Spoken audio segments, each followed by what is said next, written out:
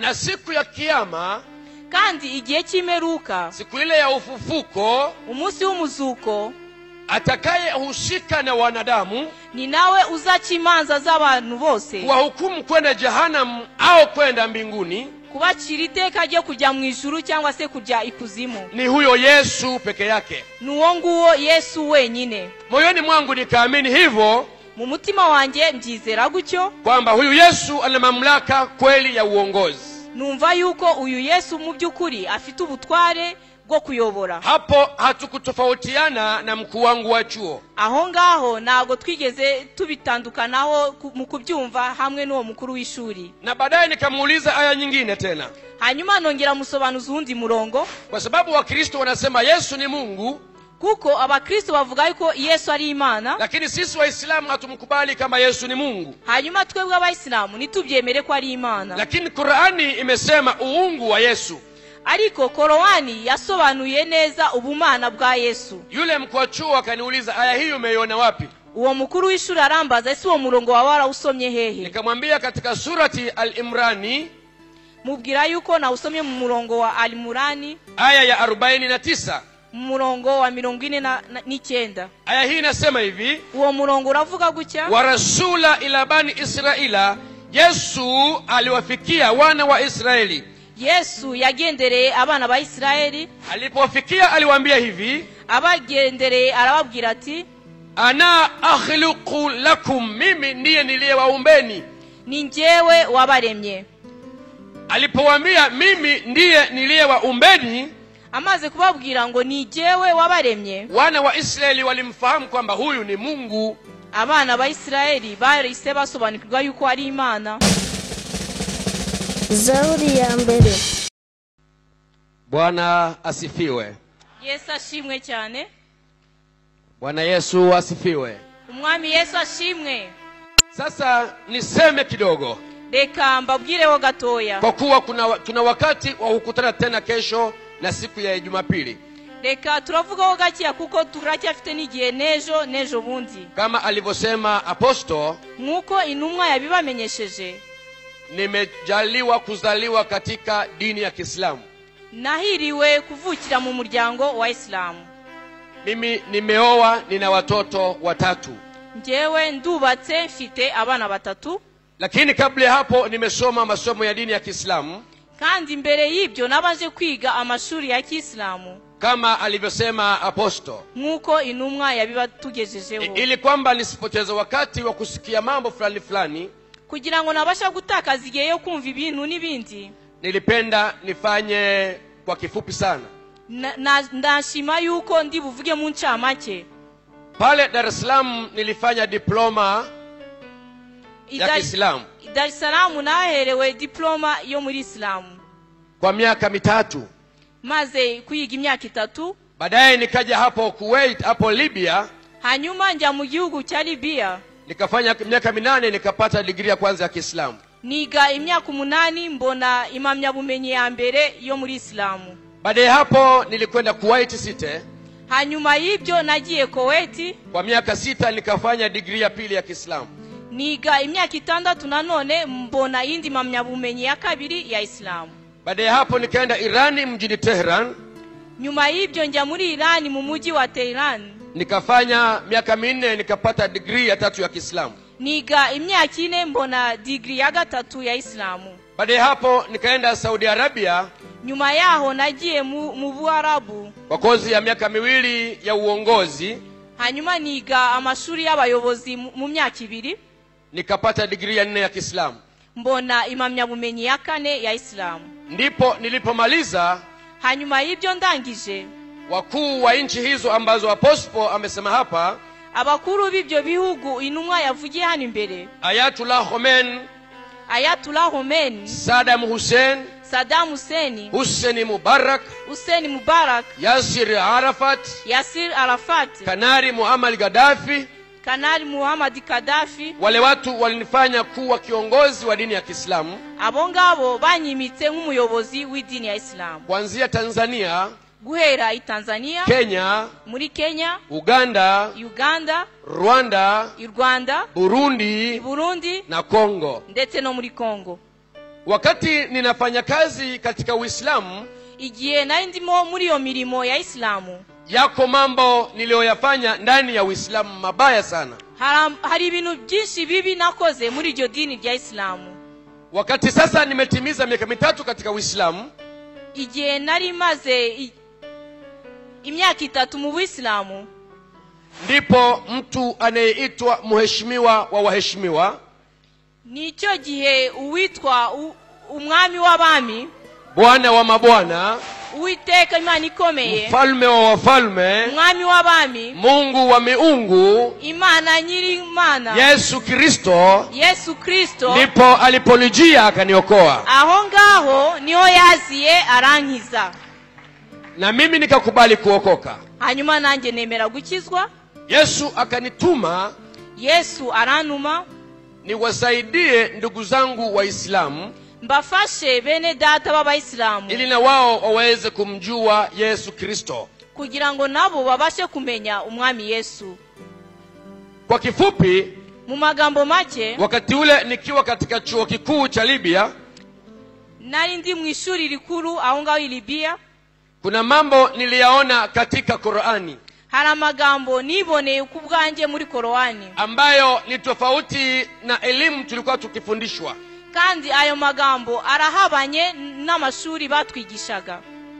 Baada ya kuona hivyo, maze kubisobanukirwa, nikaamua kuwaendea viongozi wangu wa chuo, hanyuma ngenda kureba abo bakuru b'ishuri ryanjye, ili kuwauliza, kugira ngo mbashe kubasobanuza, haya nayoyaona kwenye Qur'ani ni sawa?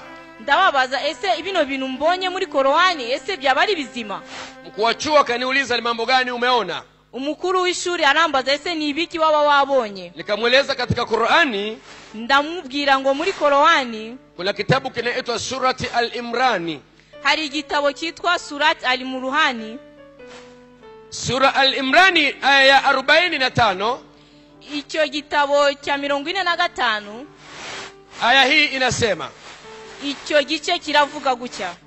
Kabla sijasoma aya hii ni kutahadharishe, mbere yuko nsoma iki gice reka mbanze ngutegure, maana kuna wengine wanasema Kiarabu ni lugha ya mapepo. kuko hari abantu bazi yuko Icyarabu ari ikirimi cy'amadaimoni.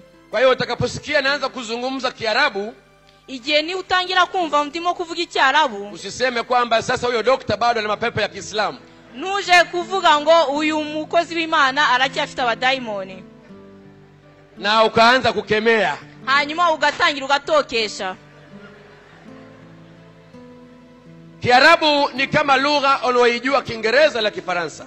Icyarabu rero ni ururimi nk'urundi, ni nk'icyongereza cyangwa urundi rurimi. Na kuna Waarabu ambao wameokoka wanamwabudu Mungu katika lugha yao ya Kiarabu. kandi hari n'Abarabu bakijijwe baramya Imana mu rurimi rwabo rw'Icyarabu. Na kila lugha unayojua duniani shetani anaifahamu. kandi buri rurimi rwose uzi ku isi Satani araruzi. Lakini unapoingia kunena kwa lugha ukaanza kunena, shetani ndo hajui. ariko ururimi rumwe atabasha gusobanukirwa ni igihe utangiye kuvuga mu ndimi, kuko aho ngaho Satani ntabwo asobanukirwa. Aya hii ya 45 inasema, uyu murongo wa 45 uravuga utya: idh qalati lilmalaikatu ya Maryam, Jibrilu Mikaeli alikuja kwa Maryam. uyu murongo uravuga ngo malaika Gabrieli yasanze Maria, alimwambia, inna Allaha yubashiruki bi kalmati minhu ismuhu almasihun, Mwenyezi Mungu anakuletea habari njema za neno. Uwiteka akuzaniye ijambo ryiza, jina la huyo neno anaitwa Masihi, kandi izina ry'uwo mwana akuzaniye yitwa Masiya. Yasuan ibn Maryam, Yesu utakayemzaa wewe Maryam. Yesu wonguo wa uzabyara Maria. Wajiha fi dunya wal akhirati wa min al muqarrabina, huyo Yesu amepewa mamlaka yote mbinguni na duniani. uwo Yesu uzabyara yahawe ubushobozi bwose ku isi ndetse no mu ijuru. Wa huwa ahkamul hakimina, yeye ndiye atakayehukumu wanadamu siku ya mwisho. kandi uwo Yesu ni uzakira witeka agatanga urubanza mu gihe cy'imperuka. Nikamuuliza mkuu wa chuo kuhusu aya hii, hanyuma mbaza uwo mukuru w'ishuri ibijyanye n'uyu murongo. Kwa nini kwenye kitabu chetu cha Qur'ani ameandikwa Yesu? Ndamubaza ese ni kubera iki mu gitabo cyacu cya Qur'ani handitswemo Yesu? Na kwenye Biblia ya Wakristo Muhammadi wetu hakuandikwa humo.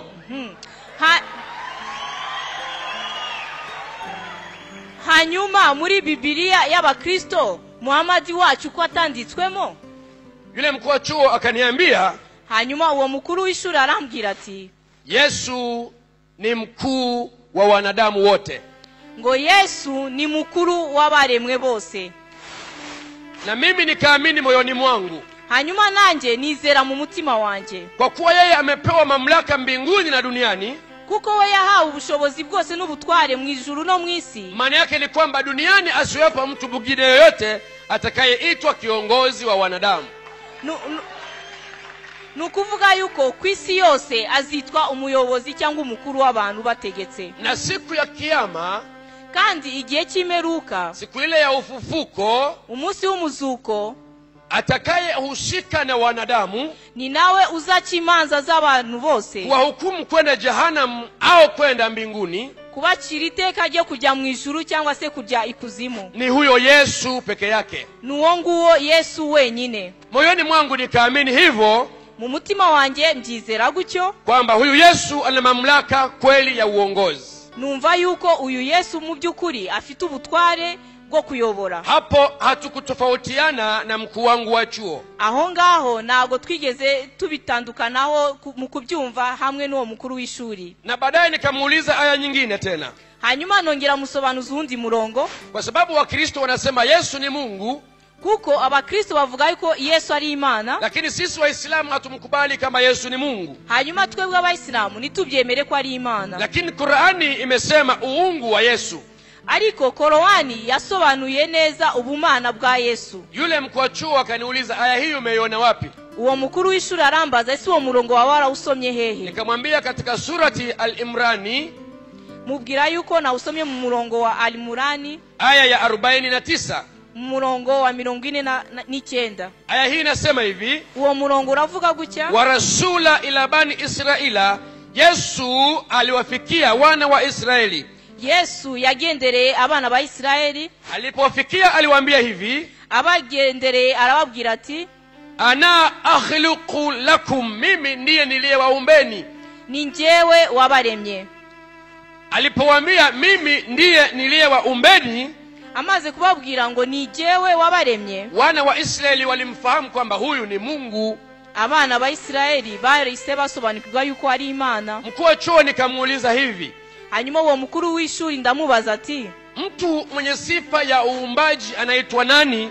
Hanyuma umuntu ufite ubushobozi bwo kurema ninde? Akasema muumbaji ni Mungu. Aravuga ati umuremyi ni Imana. Nikamuuliza, kwa hiyo Yesu kwa kuwa ni muumbaji ni Mungu? Hanyuma ndamubaza, kuba Yesu ari umuremyi ese yaba ari Imana? Akasema tunafahamu hilo, lakini hatuwezi kuambia watu wote kwamba Yesu ni Mungu. Ambwira yuko ngo ibyo turabizi neza, ariko ntidushobora kubibwira abantu bose yuko Yesu ari Imana. Yesu akawaambia tena wana wa Israeli, hanyuma Yesu yongera kubwira abana ba Israeli, fa anfukhu fihi, nilipowaumba niliwapulizia pumzi ya uhai ndani yenu. Arababwira ati maze kubarema nabahumekeyemo umwuka w'ubuzima. Nikamuuliza tena mkuu wangu wa chuo, hanyuma nongera mbaza uwo mukuru w'ishuri, huyo mtu anayeumba alafu anaweka uhai ndani ya kitu alichokiumba ni nani?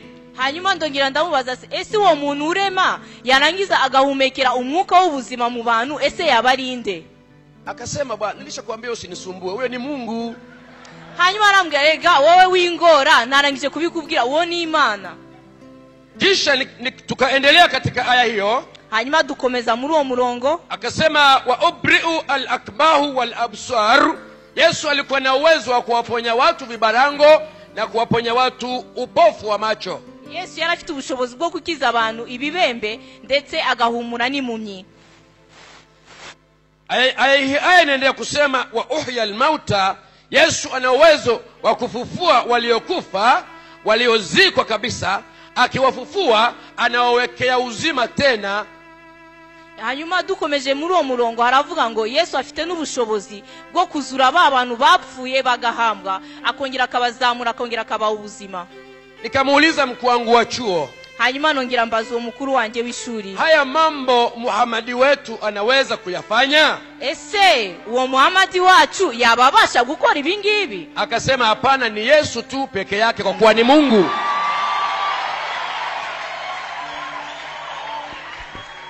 Nuko aransubiza ngo ibyo ngibyo na wundi wabibasha uretse Yesu wenyine gusa.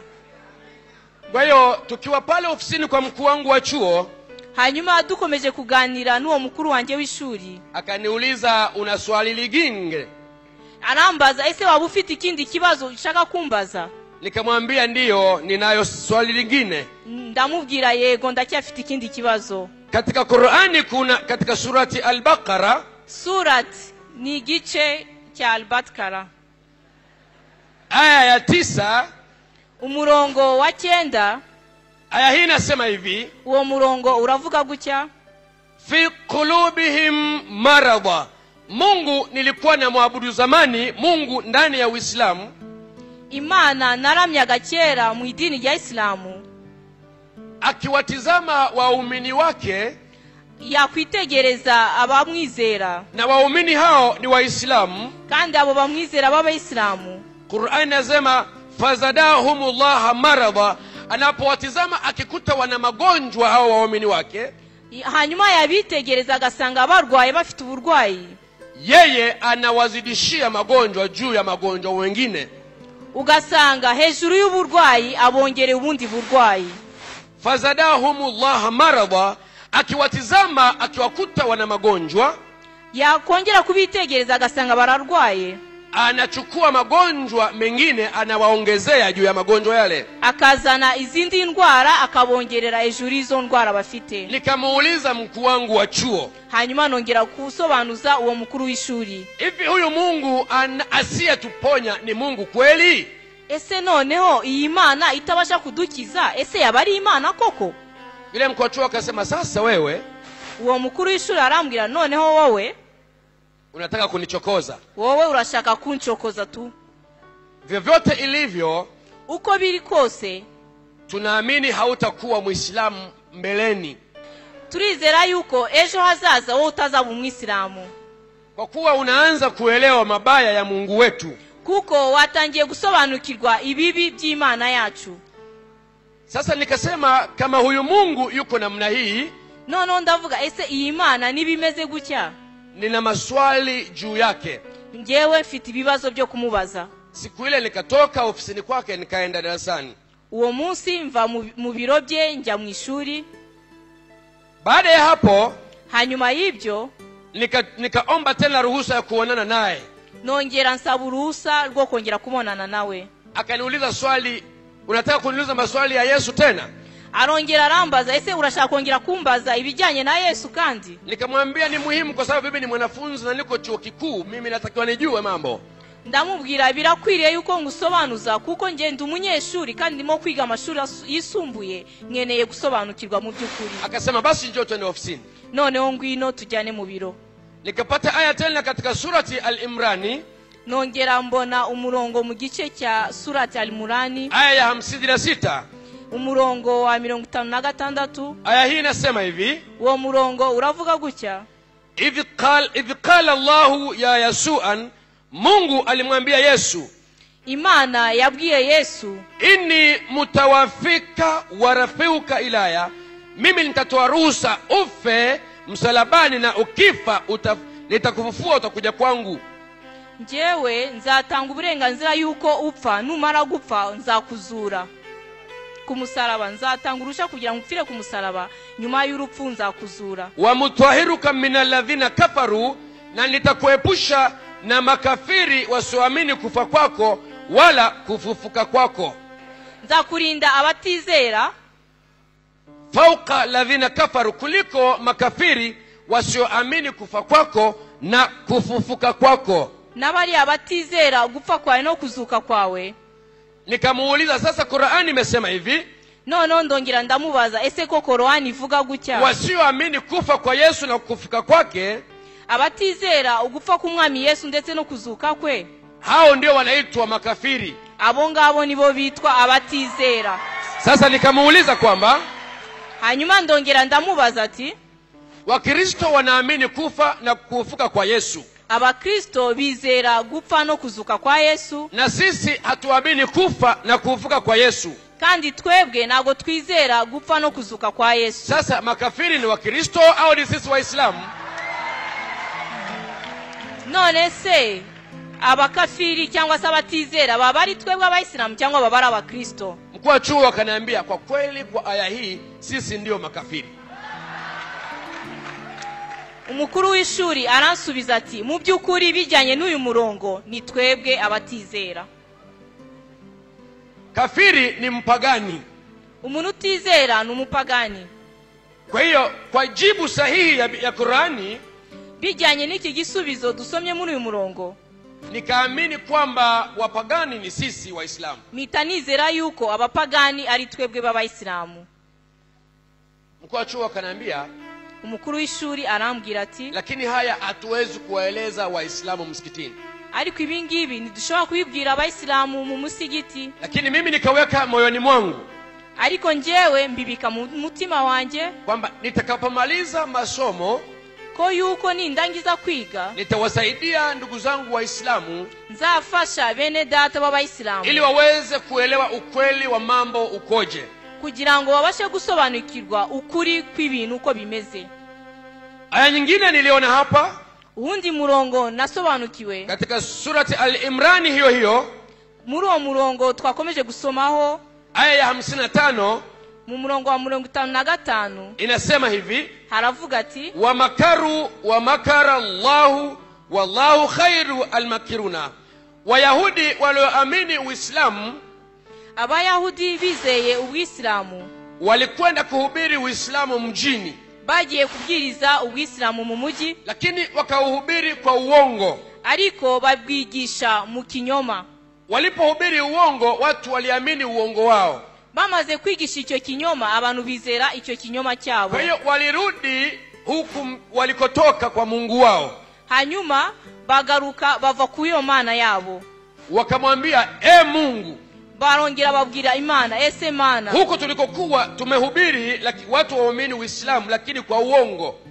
iyo ngiyo twagiye kubwiriza, twabwirije Islamu ariko y'ikinyoma kandi abantu barabyizeye. Wewe Mungu wetu unasemaje? Ese wowe Mana yacu urabivugaho iki? Akasema hivi, hanyuma arasubiza ati, wallahu khairu almakiruna, mimi ndiye baba wa watu wasemao uongo.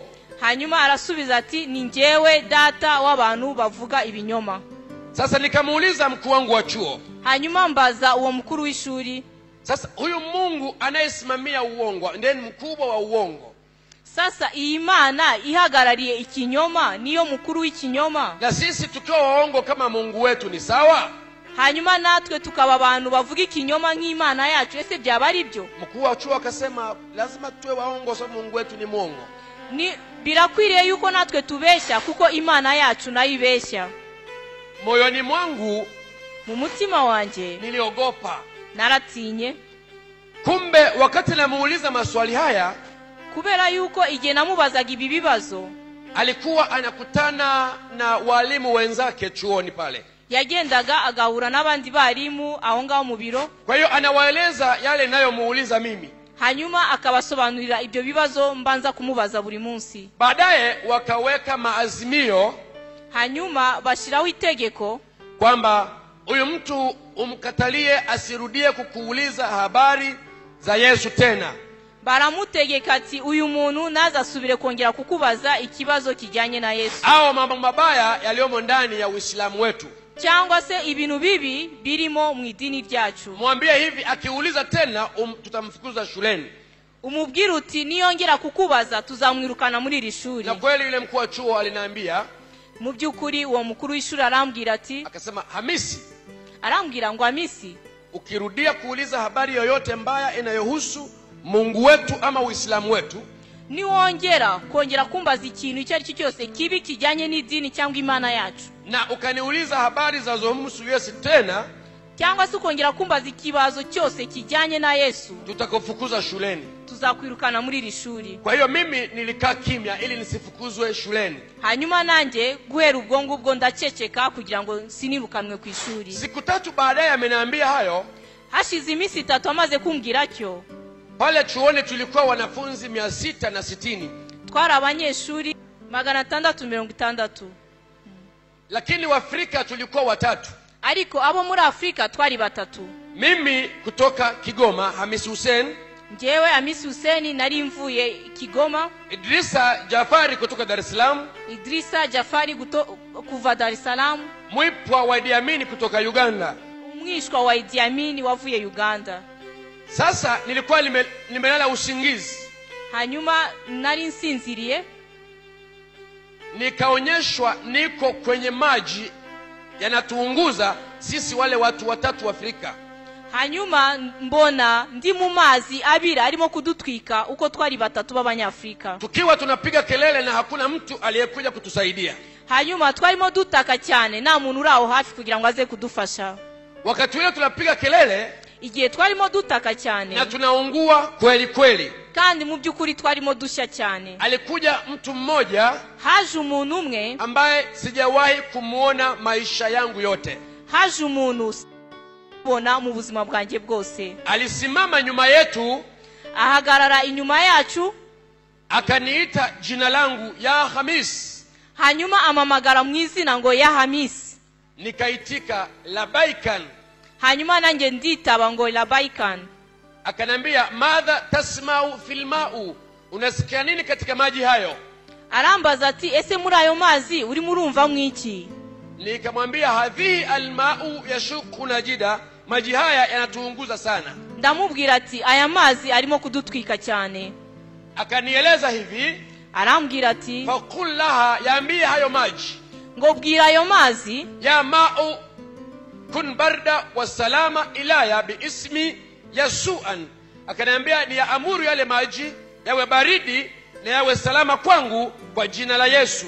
Hanyuma uwo muntu arambwira ati ngo ninegeke ayo mazi kutongera kunwika akonje kandi ngubwe neza muri jewe mu izina rya Yesu.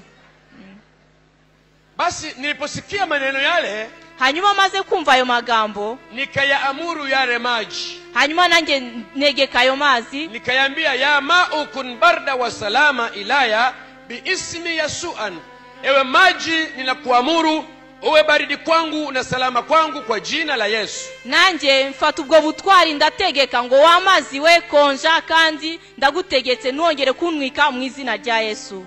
Yale maji nikasikia yamepoa kabisa. Ayo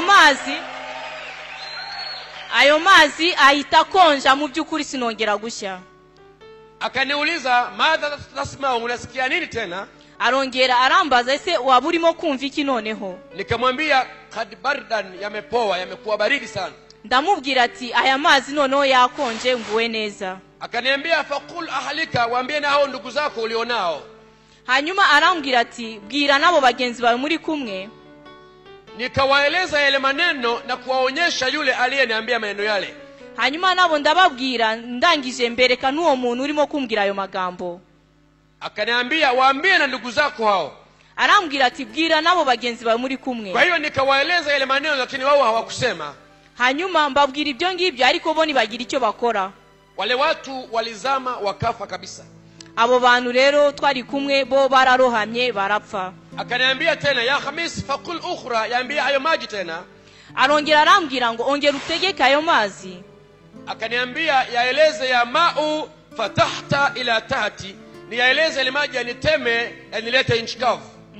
Arongera arambwira ati bwira ayo mazi akuruke akuvane mu mazi agushire hanze. Nilipoyaamuru maji hayo yakanileta yenyewe mpaka pale yule mtu anaponiambilia. Hanyuma maze kuyategeka ayo mazi ngo anduke, aranzana ayo mazi anshira iruhande rwa muntu warimo kumvugisha. Yule mtu akanyosha mkono wake akanipokea akanivuta kuliani kwake. Uwo muntu arambura ukuboko kwe arankurura anzana iruhande rwe. Akaniuliza swali. Hanyuma ambaza ikibazo, ya Hamis tarifni, Hamis unanijua mimi? Ese ya Hamisi wabunzi? Nikamwambia la arifka, sikujui. arambwira mu by'ukuri sinkuzi. Akaniambia ana Yeshua alladhi ulida fi butun Maryam, mimi ndiye Yesu niliyezaliwa katika tumbo la Mariamu. Arambwira ati ni jewe Yesu wavukiye mu nda ya Maria. Akaniambia idha aminuni, ukiniamini mimi, arambwira ati nunyizera satukhadhu, nitakuokoa, nunyizera nzagukiza nzakurokora, wa idha abani satuhliku kamithlu hadhani, na ukinikataa utakufa kama wale jamaa zako wawili walivyokufa, kandi niwanga kunyizera uzapfa nk'abo bagenzi bawe uko bapfuye. Akaniambia hivi, arongera arambwira ati hadha khabaru alladhi fa'altu ilayka, haya niliyokufanyia leo, ibingibi nagukoreye uyu munsi, fatwasulu kullu nas, waeleze watu wote, uzabibwire abantu bose, hususan ala ahlika islamia, hasa uwaeleze ndugu zako waislamu jinsi nilivyo na uwezo kwa wanadamu, kandi cyane cyane uzabigeze kuri bene so b'Abayisilamu, ubabwire uburyo nshobora gukiza. Baada ya hapo tukatembea na yeye kama hatua 20. Hanyuma y'ibyo tubasha kugendana nawe nk'intambwe 20. Halafu tukaagana, yakaenda zake. Hanyuma tusezeranaho agenda ukwe. Na mimi sasa hiyo usingizi ukaniisha. Aho ngaho nanjye ndakanguka mva mu bitotsi. Nikaanza kufikiria hiyo ndoto sasa. Hanyuma nangira gutekereza kuri izo nzozi. Asubuhi kulipokucha, mu gitondo bukeye, nikaenda kumuuliza mkuu wa chuo maana ya ndoto hiyo. Njya gusobanuza wa mukuru w'ishuri igisobanuro cy'izo nzozi. Wakati yeye ndiye aliniambia nisirudie kumuuliza habari za Yesu. Kandi muibuke yuko ari we wari wambwiye ngo sinzagaruke kumwongera kumubaza ikibazo cya Yesu. Lakini kwa kuwa Yesu amenituma kwa Waislamu, ariko kubera yuko Yesu yaramaze kuntuma ku Bayisilamu, sikuogopa, nilikwenda kumwambia. Ntago natinye, nagiye kumubwira. Kwa hiyo alinisikiliza kwa makini. Yabashije kunyumva neza. Akaniambia hivi, arambwira ati kuanzia leo, uhereye uyu munsi ndio mwisho wa kusoma hapa chuoni. Niwo munsi wawe wa nyuma wo kwiga kuri iki kigo. Nenda bwenini ukae, nitakuja tuzungumze. Genda mu ishuri be wicaye, ndaza kuza tuganire. Mimi nilikwenda bwenini, nikachukua vitabu, nikaenda darasani. Hanyuma ngenda aho ducumbika mfata ibitabo njya mu ishuri. Mwalimu wa kipindi cha kwanza aliingia kufundisha Kiarabu. Hanyuma umwarimu w'isomo rya mbere yinjira kwigisha Icyarabu. Kabla hajamaliza kipindi chake, mkuu wa chuo alikuja. Mbere gato atararangiza kwigisha, umukuru w'ishuri araza. Akanikuta niko darasani na nasikiliza mafundisho. Asanga ndi mu ishuri ndimo gukurikira. Lakini baadaye alisema, Hamisi toka darasani. Hanyuma arambwira ati Hamisi sohoka uve mu ishuri. Wakati natoka, igihe nari nsohotse, nilikwenda bwenini nikakaa. Ngenda aho ducumbika ndicara. Akaniuliza, arambaza ati Hamisi Hussein, unapenda urudi nyumbani kwenu lini? Hamisi Hussein, ese waba wifuza kuzataha ryari? Nikasema ukiamua hata kesho naweza kwenda. Ndamubwira nubishima nejo nshobora gutaha. Lakini nahitaji niende Bujumbura. Ariko ndifuza kubanza guci Bujumbura. Kwa kuwa kaka yangu ndiye mkuu wa chuo cha Muammar Gaddafi, alijenga pale Burundi. Kuko mukuru wanje niwe mukuru w'ishuri Gaddafi yubatse ari Bujumbura. Kwa hiyo nikaja Burundi, Bujumbura. Hanyuma njya i Burundi. Nikaanza kumhadithia kaka yangu jinsi ilivyosababisha kufukuzwa shule. Hanyuma nangira kumutekereza impamvu zatumye nyirukanwa ku ishuri. Kaka kaniambia, kaa nitakuombea na utarudi shuleni. Arambwira ati icara utuze nzakohereza ku ishuri. Kwa hiyo kaka yangu alikuwa anawasiliana na mkuu wa chuo cha kule Libya. Kuko uwo mukuru wanje yarafite imishyikirano n'uwo mukuru w'ishuri rya Libya. Kila anapomwambia nirudi shuleni anakataa. Kandi yakongera kumubwira ngo subire ku ishuri akamwangira. Nimekaa pale mwaka mmoja na miezi 10. Nahicaye umwaka umwe n'amezi 10. Mdogo wa yule mkuu wa chuo aliyenifunkuza kule Libya, hanyuma murumuna wa mukuru w'ishuri wo muri Libya wanyirukanye. Kwa hiyo wanamtuma Bujumbura awe msaidizi wa kaka yangu pale Bujumbura. Baramwohereza ngo aze abumufasha uwo mukuru wanje aho ku ishuri i Bujumbura. Kaka yangu akasema hivi, hanyuma mukuru wanje avuga ati siwezi kukubali mdogo wako aje awe msaidizi wangu hapa, kwa kuwa na wewe umekataa mdogo wangu asiendelee na masomo kule kwako. Mukuru wanje aramubwira ati sinshobora kwemera yuko murumuna we aza hano kugira ngo dufatanye kuyobora iki kigo, kuko nawe wirukanye murumuna wanje muri icyo kigo uyoboye. Kwa kuwa katika Uislamu kuko muri Islamu kuna neno linatamkwa asharu bishar, mtu yote kufanya vibaya na wewe mulipe mabaya. hari ijambo rivuga ngo wishura umuntu icyo yagukore ikibi ukakishura ikibi, yani jino kwa jino, nukuvuga ngo iryinyo ku ryinyo. Kwa hiyo alipoonyesha hayo, hanyuma maze kugaragaza gutyo, ikalazimika sasa mimi nirudi shuleni. biba ngombwa yuko nanjye nsubiza mu ishuri, na yule mdogo wake akaja kule Bujumbura. hanyuma nuwo murumuna we nawe aza i Bujumbura. Wakati naenda kaka kaniambia, hanyuma maze kugenda mukuru wanjye arambwira, chochote utakachokiona kibaya kwenye Qur'ani usiulize tena. ikintu kibi cyose uzongera kubona muri Qur'ani ntuzongere kubaza, kwa kuwa ukifukuzwa hakuna jinsi utarudi tena shuleni. kubera yuko niwongera kwirukanwa na yindi nzira izongera kubaho kugira ngo usubireyo. Sasa nilipofika pale Libya, hanyuma nsubiye i Libya, nilikuta wenzangu wamesoma miaka 2 kwa sababu niliwaacha mwaka wa 2. nasanze babandi baransize imyaka 2 kuko nari nabasize mu mwaka wa 2, wanaingia mwaka wa 5 wao, bari bamaze kwinjira mu mwaka wa 5. wakaniambia ni vizuri niungane na wao ule mwaka wa 5. barambwira ati ni byiza yuko nanjye nifatanya nabo muri uwo mwaka wa 5. mimi nikawaomba nianze mwaka wa 3, wakataa, wakaniambia kama hutaki rudi kwenu. ndabasaba ese mwanyemera ko natangira mu mwaka wa 3? barambwira ati niba utabishaka subira iwanyu. Basi nikakubaliana kwamba nianze mwaka wa 5 na wenzangu. hanyuma nanjye nemera gutangira mu mwaka wa 5 hamwe na bagenzi banjye. Tulipoanza masomo na wao tuliendelea mpaka mwaka wa 8. abo ngabo rero twari twaratangiranye mu by'ukuri nabo twakomezanye nabo kugeza ku mwaka wa 8. Kwa hiyo degree ya kwanza inatungwa baada ya kumaliza masomo.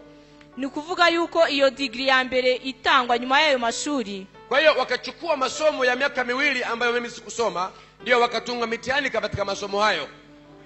bafata ya masomo nasibye muri ya myaka 2 abariyo batangamo ibizamini irangiza iyo kaminuza, ili kwamba niweze nishindwe, kugira ngo mbashe gutsindwa. Na kweli siri ikavuja, wakasema mitihani hii tumeichukua ndani ya masomo ya miaka 2 ambayo Hamisi ya kusoma.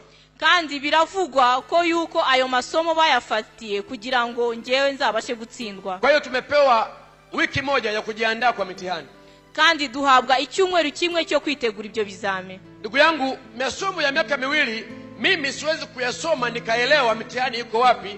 Kwa hiyo niliamua nikawa nalala usingizi.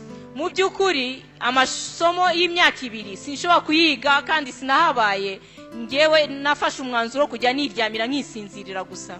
Wakati naanza kulala, igihe natangira gusinzira, nilikuwa nasema maneno haya, navugaga aya magambo, naambia ya Yesu, ewe Yesu, ngabwira ewe Yesu, alladhi jaa ilaya bitilka almaa, wewe ulionijia kwenye yale maji kuniokoa, wowe wamfanye muri ya mazi ukankiza. as'aluka an ta'ati ilaya an afuza hadha mutihan, naomba unisaidie sasa uweze kunionyesha mitihani niweze kufanikiwa. ndagusaba rero ubashe kunyereka biriya bibazo byo mu bizame n'ibisubizo nzabashe gutsinda. Wakati nikiomba hivyo, maze gusenga gutyo, yule niliyemuona siku ile kwenye maji, wa wundi nabonye cyagiye mu mazi, na nguo zake alizovaa siku ile, na ya myambaro ye yari yambaye wa munsi, na utabasamu wake akikutizama na tabasamu unasikia raha, n'ubwiza bwe yakureba ukumva uranezerewe. akaja na mitihani akanionyesha, azana ibizamini byose arabinyereka.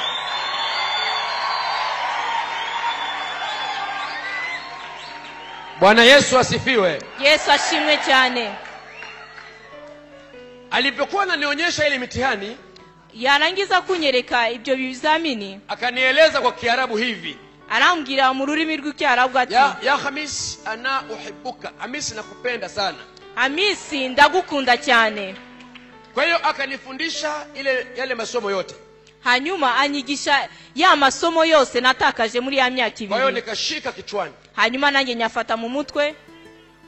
Ijumaa kwa mkia Jumamosi, hanyuma kwa 5 bucya kwa 6 usiku akaja tena kunikumbusha. Kwa 6 nijoro azana none kunyibutsa. Wakati ule ananikumbusha usiku, icyo gihe nijoro arimo kunyibutsa, nikaamua kuamka. Ilikuwa mida ya saa 8 usiku kabisa, byari nko mu masaa 8 z'ijoro. Kwa hiyo nikaamka nikaketi, sikulala tena. hanyuma ndabyuka ndicara sinongeye gusinzira, maana nilijua nikilala anaweza kusahau. kuko naribwiraga ati ninsinzira nshobora kwibagirwa. Kwa hiyo asubuhi tukaenda darasani kufanya mitihani. Hanyuma mu gitondo tuzinduka tujya gukora ibizame. Mimi nikakaa katikati ya wanafunzi wawili. Hanyuma nicara hagati y'abanyeshuri babiri. Wakati tumemaliza mitihani, turangije ibizame, jioni wanatoa matangazo ya matokeo ya mitihani. Ni mugoroba batangaza amanota y'ibizamini. Wakasema numbaru sadisu Hamis Hussein min Tanzania, namba 6 ni Hamis Hussein kutoka Tanzania. Baravuga bati umuntu wabaye wa gatandatu ni umugabo witwa Hamis Hussein wavuye muri Tanzania. Sasa tukafikiria sisi wote. Hanyuma turatekereza twese, matokeo ya mitihani yanaanza namba 6 au wanaanza namba 1 mpaka mwisho. Hanyuma twese turibaza tuti ese iyo batangaza amanota bahera ku mubare wa gatandatu cyangwa bahera ku wabaye wa mbere? Watu wakasema wanaanza namba 1. Bose baravuga bati babanza uwabaye wa mbere. Sasa wakasema hivi, hanyuma baravuga bati Hamisi kuwa mwanafunzi wa 6, kuba Amisi yabaye wa gatandatu, hatukubali matokeo haya. Nago tunezerewe n'aya manota. Kwa kuwa hawa aliokaa nao katikati, kuko abangaba yicaranye nabo akabicara hagati, wa kulia alikuwa wa kwanza, uw'iburyo yari wa mbere, wa kushoto alikuwa wa 4, uw'ibumoso abo wa 4. Hamisi amekuwa wa 6. Hanyuma Amisi abaye wa gatandatu. Alikuwa anaangalia kwa hawa watu, kwa hiyo ameiba mitihani. Nukuvuga yuko Amisi yaratrishije areba iburyo n'ibumoso abona ayo manota. Kwa hiyo wakasema tumefuta matokeo ya chuo kizima, watu watarudia mitihani wiki ijayo. Hanyuma biba ngombwa yuko basiba ibyo bizame babikuraho, baravuga ngo tuzasubiramo nyuma y'icyumweru. Anayetafutwa ni Hamisi afelishwe. Kandi ushakishwa muri ibi byose ni Hamisi kugira ngo atsindwe. Kwa hiyo wenzangu wakaendelea kujisomea, bagenzi banje basubiramo barongera bariga, na mimi naendelea kulala ili Yesu aje aseme na mimi.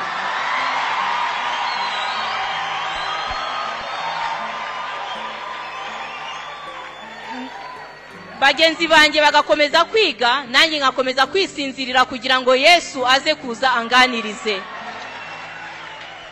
Sasa wale wanafunzi wanakuja, hanyuma abo banyeshuri baraza, wananiambia Hamisi, unaona matokeo ya mitihani imefutwa kwa ajili yako.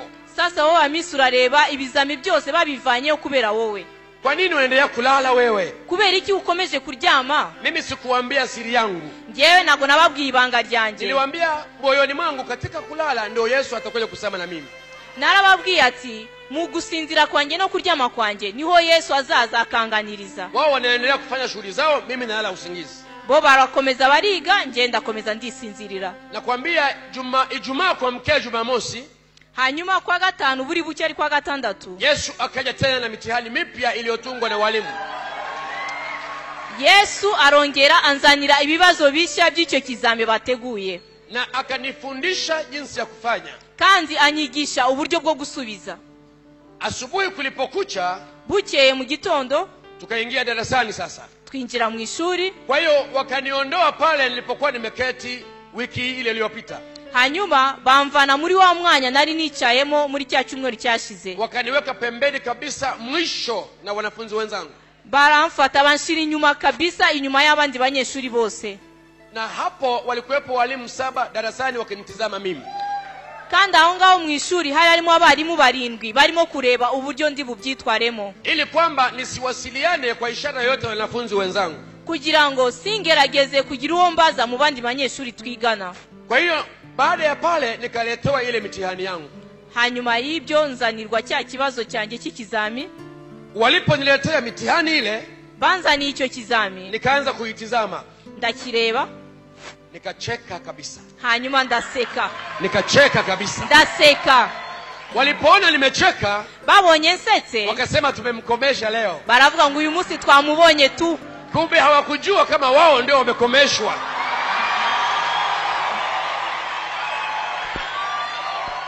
Nibamenya yuko ahubwo aribo bakomya, ahubwo ntabwo ari jewe. Kwa hiyo tukapewa saa 1 ya mtihani, tuhabwa isaha imwe yo gukora ikizami. Mimi nikafanya mitihani 7 kwa dakika 15.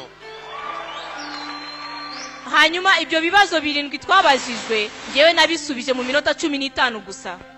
Kwa hiyo nilipomaliza nikawapelekea mitihani yao walimu walioko mle darasani. Ndangije gusubiza mbishira abo barimu bari batureba. Mtihani wa kwanza ulikuwa ni wa mkuu wa chuo hicho. Hanyuma ikibazo cya mbere cyari cya wa wundi wa mukuru w'ishuri. Yule mkuu wa chuo akaniita wakati natoka nje. Hanyuma arampamagara nari ngiye gusohoka. Akaniambia, Hamis taali huna, Hamis rudi hapa. Arambwira ati, Hamis garuka hano. Akaniuliza, man yusaiduka, nani anakusaidia? Arambaza ati, ese wabufashwa nande? Nikamwambia, yusaidu ni Yeshua alladhi yamkutu fi samai. Ndamubwira ni Yesu mwana w'Imana ni umfasha. Umejuaje kabla sijatafsiri bwana? Anaanza kujua Kiarabu hata sijatafsiri. Mambo ni mazuri. Yule mkuu wa chuo akaniambia hivi, uwo mukuru w'ishuri arambwira ati, fatuwasilu hakadha Yeshua kul yaumi. Endelea kumshika na kumwamini huyo Yesu kila siku ya maisha yako. Arambwira ati, mu byukuri uwo Yesu wawe umukomeze kandi umugundire ntuzamurekure n'umunsi wa rimwe. Unajua kwa nini alisema hayo? Ese wabuze impamvu yavuze gutyo? Walishindwa kunifanyia uadui mwingine kwa sababu nimefanya mitihani nikiwa mbali na wao na wanafunzi wenzangu. Kuko bananiwe kunkorera ubundi bugome kuko ikizamini nabashije kugikora ndi njenyine hirya inyuma y'abandi banyeshuri. Kwa hiyo jioni wakasema hivi, hanyuma ni mugoroba baravuga bati, leo wanatoa matangazo sasa. Hanyuma baje gutangaza noneho wakasema, Isma'u, sikilizeni. Baravuga bati, ni mwumve. Number 1 Hamis Hussein min Tanzania. Namba 1 ni Hamis Hussein kutoka Tanzania. Baratangaza bati, wabaye wa mbere ni Hamisi wavuye muri Tanzania. Kwa nini Yesu ni namba 1? Kubera iki? Yesu ni wa mbere. Kwa hiyo aliona avuruga ile mitihani nisiwe mtu wa 6, niwe namba 1 kama yeye alivyo namba 1. Yesu rero kubera ko ari we wa mbere niwe watumye ko cya kizamini cya mbere kizamwa kavuyo kugira ngo gisubirwemo mbashe kuba wa mbere nkuko nabari wa mbere. Ndugu zangu, bene data, muda unatuacha, igihe kiradusize, lakini mambo yaliyoko ni mengi sana. Ariko ibintu Yesu akora ni byinshi cyane. Lakini nataka nikwambie kitu kimoja. Ariko ikintu kimwe nshaka kukubwira. Ujue mamlaka alionayo Yesu. Umenye ubutware n'ubushobozi Yesu afite. Ukisoma katika Injili ya Matayo, nusoma mu gitabo cya Matayo sura ya 28, umurongo wa 28, mstari ule wa 18 mpaka pale mwisho, umurongo wa 18 kugeza harangiza, utaona jinsi Biblia alivyojieleza Yesu mamlaka alionayo. Urasanga uburyo Yesu yivuze n'ubutwari afite. Maneno yanasema, Yesu akaja kwao akasema nao akawaambia, nuko Yesu arabegera avugana nabo ati, nimepewa mamlaka yote mbinguni na duniani. Nahawe ubutware bwose mu ijuru no mu isi. Nendeni mkawafanye mataifa yote kuwa wanafunzi wangu. Nuko mugende muhindure abantu bo mu mahanga yose abigishwa mubabatiza. Muwabatize kwa jina la Baba na Mwana na Roho Mtakatifu. Mubabatiza mu izina rya Data wa twese n'Umwana n'Umwuka wera. Pale amesema, natazama mimi niko pamoja nanyi siku zote hata ukamilifu wa dahari. Arababwira ati, mukomeze nzahorana namwe igihe cyose. Ndugu zangu, niwaeleze ukweli. Bene data, reka mbabwize ukuri. Juma hili ambalo Mungu ameturuhusu tuweko hapa, iki cyumweru Uwiteka yadushoboje kubana namwe hano, tumekuja kumsema Yesu na mamlaka yake. Twaje kuvuga Yesu hamwe n'ubushobozi afite. Yale anayoyafanya Yesu kwa watu wake, ibyo Yesu akora ku bantu be, wale waliomuamini, babandi bamwizeye, ni kuhakikishia Yesu hawezi kushindwa kufanya chochote. Reka mwemeze yuko Yesu nta na kimwe cyamunanira. Hata Qur'ani imemsema Yesu, ndetse na Qur'ani yavuze Yesu kwamba wajiha fi dunya wal akhirati wa minal muqarrabina. Yeye amepewa mamlaka yote duniani na mbinguni. Yesu yahawe ubutware n'ubushobozi bwose ku isi ndetse no mu ijuru. Maana yake ni kwamba duniani asiwepo mtu mwingine atakayejiita yeye ni Bwana. Nukuvuga yuko ku isi na undi muntu ushobora kwiyita ngo yeye ni umugabo. Na hata kule siku ya kiyama ni Yesu atakayehukumu watu. kandi no kuri wa munsi w'urubanza ni uzaducira urubanza. Hukumu atakaye hukumu Yesu ni hii. Urubanza Yesu azaca nuruhe? Wale tuliomwamini hapa duniani, ba bandi twebwe twamwizeye hano kwisi, atatuambia nendeni mahali pazuri nilipoandaa mbinguni. Azatubwira ati nimuze mujye ahantu heza nabateguriye mu ijuru. Lakini wale waliomkataa hapa duniani, ariko ba bandi bamwihakanye hano kwisi, atawahukumu waende jahannam ya milele. Azabaciraho iteka ngo bajye Gehonomu yiteka ryose. Huruma nilionayo mimi kwa Waislamu niliowaacha kwenye Uislamu, imbabazi nge mfiti Abasilamu nabasize mu Bayisilamu, ni kwa kuwa hawajamfahamu Yesu mwokozi wa ulimwengu, ni kubera yuko batarasobanukirwa uwo Yesu kunakiza, na ambaye ndiye mwenye mamlaka ya wanadamu wote, kandi ko ari ufite ubushobozi n'ubutware bwose bw'ibyaremwe byose. Kwa hiyo kwa vyovyote hata naweza kufanywa mabaya, nukuvuga yuko nubwo nakorerwa ibibi byose, mabaya yale sintayaona kama ni mabaya, kwa sababu nimetumwa na Yesu nikawahubirie habari njema Waislamu. nukuvuga yuko ibyo bibi byose nabasha gukorerwa sinzabibona ko ari bibi, kuko ngewe Yesu yarantumye kugira ngo mbashe kubabwiriza. Ndugu yangu, hata yeye kama angeona mabaya, nukuvuga yuko nawe nubwo yabasha kubona ibibi, angeogopa yale aliyofanywa msalabani, yari gutinya bya bindi bibi yakorewe. Ninaamini hata wewe usingepokea wokovu. kandi ndizera yuko nawe nago wari ugikizwa. Mimi kwa kuwa nimetumwa kwao, ngewe kuba naratumwe kuri bo, chochote wanachoweza kukifanya kwangu, ikintu cyose bashobora kunkorera, mimi nitakikubali kwa sababu nimetumwa kwao. ngewe nzacyemera kuko natumwe kuri bo. Inawezekana wewe unaweza kushindwa kumshuhudia Muislamu, birashoboka yuko ushobora gutinya guhamiriza Umwisilamu kwa sababu haujatumwa kwao, kuko naguratumwa kuri bo, na wewe huwafahamu walivyo, kandi wowe naguze uburyo bateye, na kitabu chao haukifahamu, kandi n'igitabo cyabo nagugisobanukiwe. lakini kwa kuwa mimi nakifahamu kile kitabu, ariko kuba jewe nsobanukiye icyo gitabo cyabo, nina shauku ya kuambia habari njema za Yesu Kristo, mfite umunezero kubabwira ijambo ry'Imana rya Yesu Kristo. na kwa kuwa Biblia imesema Yesu ana mamlaka, kandi kubwo Biblia ivuga yuko Yesu afite ubutware bwose, na Qur'ani imesema amepewa mamlaka mbinguni na duniani, kandi na Qur'ani kabivuga yuko yahawe ubutware kwisi no mwijuru. napenda uelewe kitu hiki mpendwa, ndifuza yuko umenya kino kintu mwene data, kwamba kwa uwezo alionao na mamlaka alionayo, kubwo bushobozi n'ububasha afite, na sisi tukiwa nayo yale mamlaka yake, natwe duhawe ubwo bushobozi n'ubwo butwari, ninaamini tutakachokisema kwao kwa mamlaka ya Yesu kitatendeka. ndizera yuko icyo tuzajya twatura mu izina rya Yesu kuri bo kizajya gikorwa. Na mamlaka tulionayo sisi watu wa Mungu, kandi ubwo bushobozi dufite twebwe abantu b'Imana, maana hatujipeleki sisi kama tulivyo, nago tujya tugenda nk'uko twebwe turi, tunapelekwa kama alivyosema yeye mwenyewe. tujyanwa nk'uko we yabivuze wenyine. Amesema nendeni mkawafanye mataifa yote kuwa wanafunzi wangu. yaratubwiye ati nimugende muhindura amahanga yose ku bintumwa zanjye. Kwa hiyo tumepewa tufanye mamlaka yake.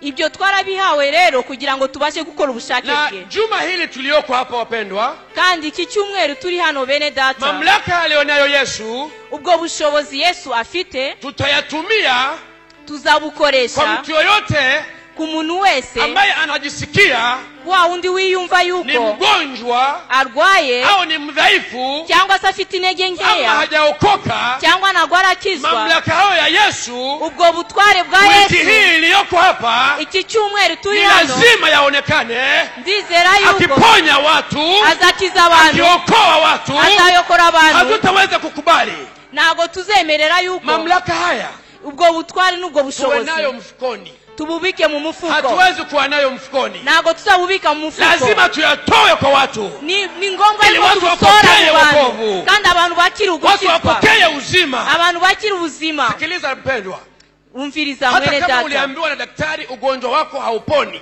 nubwo waba warabwiwe n'umuganga yuko uburwayi bwawe budashobora gukira, labda huo ukimwi hauponi, birashoboka yuko iyo sida idakira, hiyo kansa haiponi, iyo kanseri ntikira, huo ugonjwa wa moyo hauponi. uwo mutima ntukira. Nakwambia wiki hii ndakubwira neza kino yuko cyumweru Mungu aliyesema, hari Imana yavuze, nitakuondolea ugonjwa wote, nzakiza indwara zose, nitakuondolea ugonjwa wote, kandi nzakuraho indwara zose, sitatia juu yako maradhi mabaya, kandi nzakuraho n'ibibi byose, nitautoa niwapeleke kwa watu wa Misri.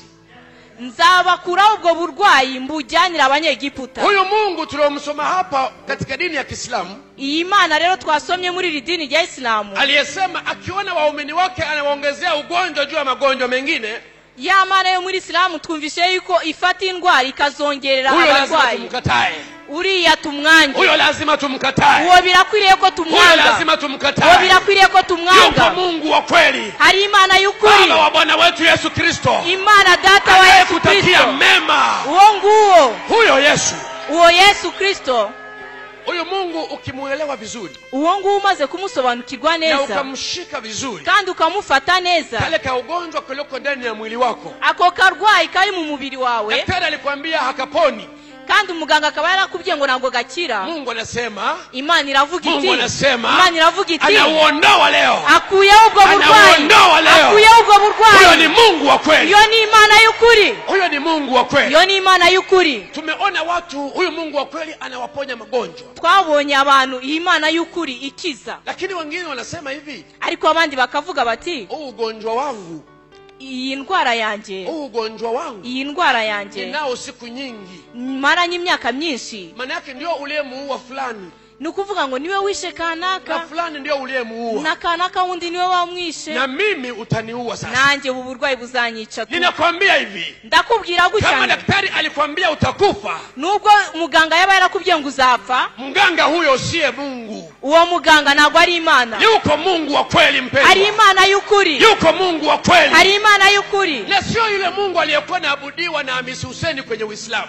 uwo ni ntabwo ari wa Mana Hussein yaramyaga akiri mu Islamu. Huyo Mungu aliyesema na kuponya leo, iyi Imana ivuga ngo iragukiza, sio yule Mungu aliyekuwa na maabudu wa Hamisi Hussein, ntabwo ari ya Mana Hussein yaramyaga kera, ni Mungu Yehova, ni Imana Yehova, Mungu Yehova, Imana Yehova aliyezifanya mbingu na nchi, uwo nguwo utegetse isi n'ijuru, Mungu aliyezifanya mbingu na nchi, Imana yihinduye umuntu y'isi n'ijuru.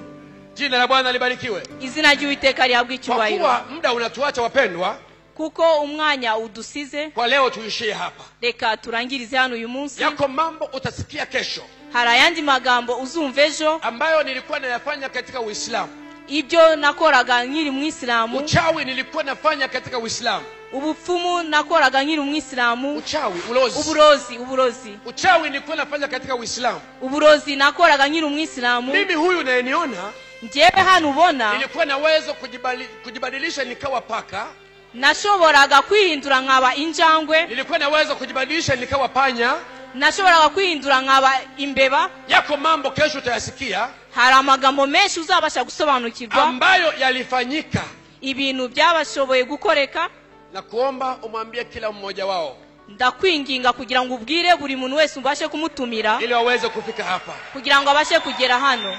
na ndugu zangu Waislamu wakija, kandi bene data b'Abayisilamu nibaza, kwa sababu mimi nimetumwa kwao, kuko njyewe natumwe kuri bo, wapeni viti wakae, mubahe intebe babashe kwicara. mimi kuongea na wewe, njyewe kuganira nawe, ni kukutia hamasa, nukugushiramo ishyaka, ni kukutia moyo, nukugushiramo imbaraga. tunapozungumza habari hizi, iyo turimo kuganira aya magambo, napenda Waislamu wasikie. mbashaka yuko Abayisilamu babyumva. Kwa nini?